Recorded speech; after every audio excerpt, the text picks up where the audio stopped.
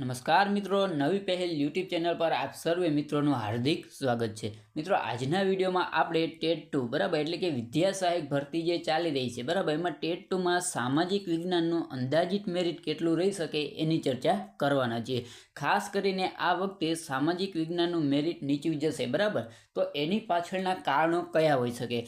ક્રમિક ભરતી, જગ્યાઓમાં વધારો બરાબર એટલે કે પુષ્કળ પ્રમાણમાં સામાજિક વિજ્ઞાનની જગ્યાઓ આવવાની છે, તેમજ ઓછું મેરિટવાળા ઉમેદવાર વધુ, એટલે આ તમામ કારણો નીચું મેરિટ જાય એના માટે જવાબદાર છે। તો આ તમામ બાબતોની ચર્ચા આપણે આજના વિડીયોમાં કરવાના છીએ।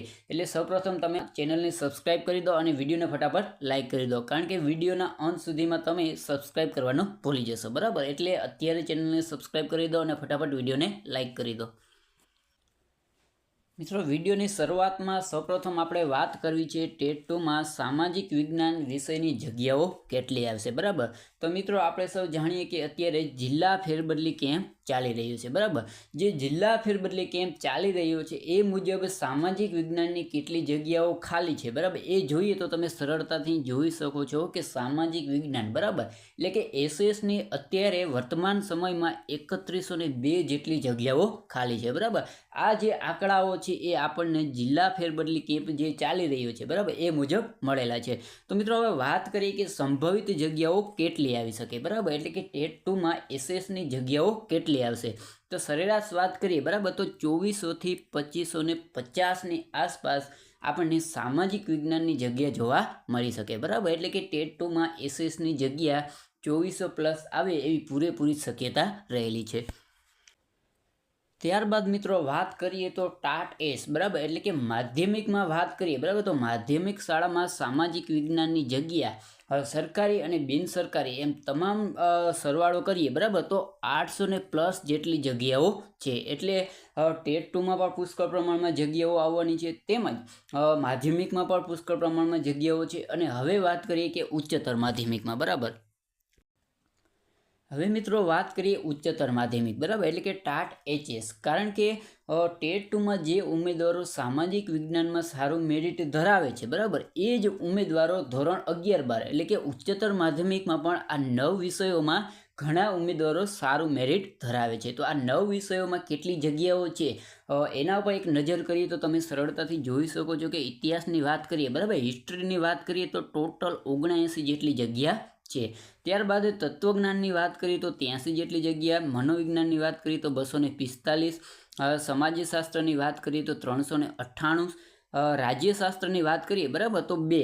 મિત્રો, આ જે વિષયોમાં પાસ ઉમેદવારો છે બરાબર, એ જ ઉમેદવારો ટેટ 2માં એસએસમાં પાસ થયેલા છે બરાબર, એટલે આ જગ્યાઓ પણ ટેટ 2માં જે સામાજિક વિજ્ઞાનમાં ઉમેદવારો પાસ છે બરાબર એ ઉમેદવારોને લાગુ પડે છે। હવે આંકડાશાસ્ત્રની વાત કરીએ તો 103 જગ્યા, કોમર્સની વાત કરીએ તો સૌથી વધારે બરાબર 524 જેટલી જગ્યા, ત્યારબાદ ભૂગોળ એટલે કે જિયોગ્રાફીની વાત કરીએ તો 151, અને લાસ્ટમાં ઇકોનોમિક્સ બરાબર એટલે કે અર્થશાસ્ત્રની વાત કરીએ તો 403 જેટલી જગ્યાઓ છે। મિત્રો, ઉચ્ચતર માધ્યમિકમાં તમામ વિષયોની કુલ જગ્યાની વાત કરીએ બરાબર, તો 1988 જેટલી કુલ જગ્યાઓ છે। તો આ જગ્યાઓ એવી છે બરાબર કે જે ઉમેદવારો પાસ થયા છે એ જ ઉમેદવારો ટેટ 2માં સામાજિક વિજ્ઞાનમાં પણ પાસ થયા છે અને એમાં પણ સારું મેરિટ ધરાવે છે। એટલે આ જે ઉમેદવારો છે બરાબર એ આપણની હરીફાઈમાંથી નીકળી જવાના છે। હવે મિત્રો, વાત કરીએ કે સામાજિક વિજ્ઞાનની કુલ જગ્યાઓ કેટલી છે। તો ટેટ 2ની વાત કરીએ બરાબર, તો સરળતાથી મિત્રો તમે જોઈ શકો છો કે ટેટ 2માં આપણે અત્યાર સુધી હજી કેટલી જગ્યા આવશે ડિક્લેર કરવામાં નથી આવી, પરંતુ અંદાજિત જગ્યાની વાત કરીએ તો 2500ની આસપાસ આવી શકે।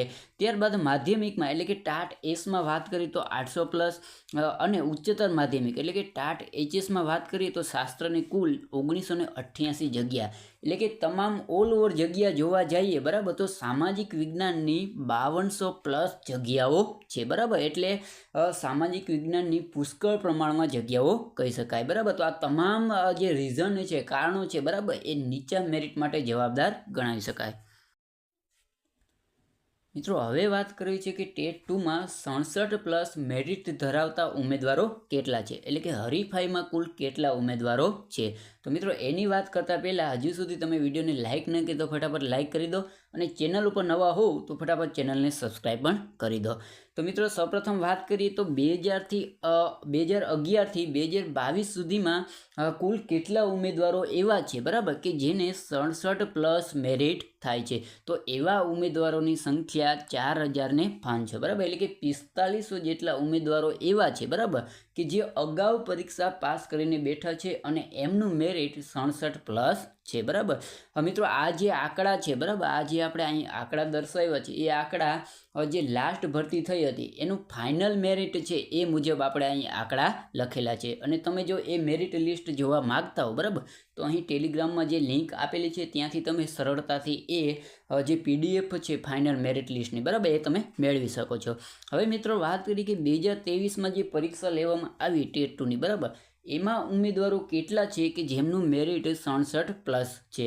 તો અંદાજિત વાત કરીએ તો 1000+ બરાબર, એટલે કે 67+ મેરિટ ધરાવતા કુલ ઉમેદવારોની વાત કરીએ બરાબર તો અંદાજિત 4500+1000 એટલે કે 5500+ ઉમેદવારો એવા છે બરાબર કે જેમનું મેરિટ 67+ છે બરાબર. તો તમે સરળતાથી જોઈ શકો છો કે અત્યારે હરીફાઈમાં કેટલા ઉમેદવારો છે.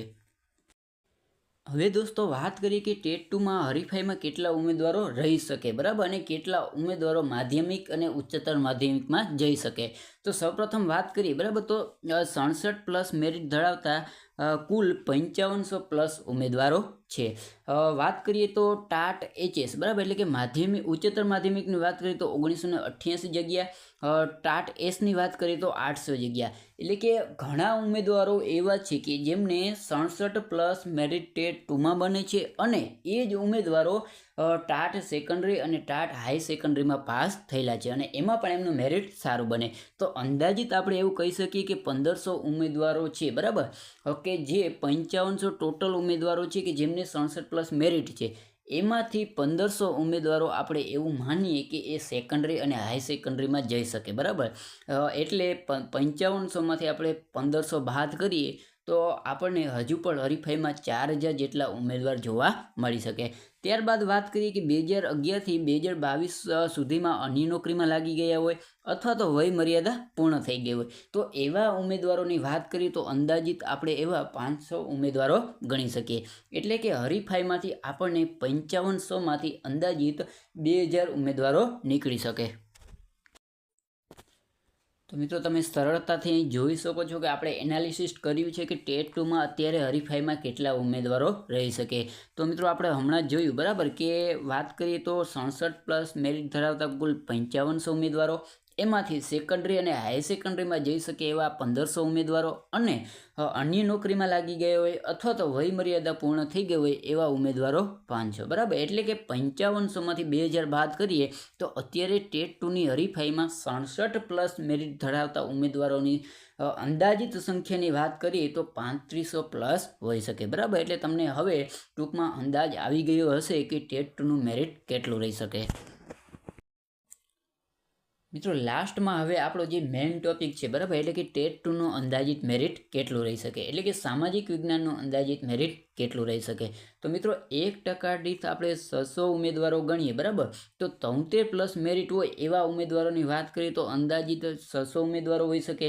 એવી રીતે 72 મેરિટ ધરાવતા હોય બરાબર, 72+ મેરિટ ધરાવતા હોય એવા પણ ઉમેદવારોની સંખ્યા 600+ બરાબર. એવી રીતે 71ની વાત કરીએ તો 600+ અને લાસ્ટમાં 70+ મેરિટ ધરાવતા હોય એવા ઉમેદવારોની સંખ્યા પણ 600+. તો આમ જોઈએ તો 70+ મેરિટ ધરાવતા ઉમેદવારોની સંખ્યાની વાત કરીએ બરાબર તો 2400+ ઉમેદવારો હોઈ શકે. તો સરળતાથી તમને હવે અંદાજ આવી ગયો હશે કે ટેટ 2નું સામાજિક વિજ્ઞાનનું મેરિટ કેટલું રહી શકે. તો મિત્રો તમે સરળતાથી જોઈ શકો છો કે 70+ મેરિટ ધરાવતા ઉમેદવારોની સંખ્યા કેટલી છે. તો 2400+ ઉમેદવારો એવા છે કે જેમનું મેરિટ 70+ થાય છે બરાબર.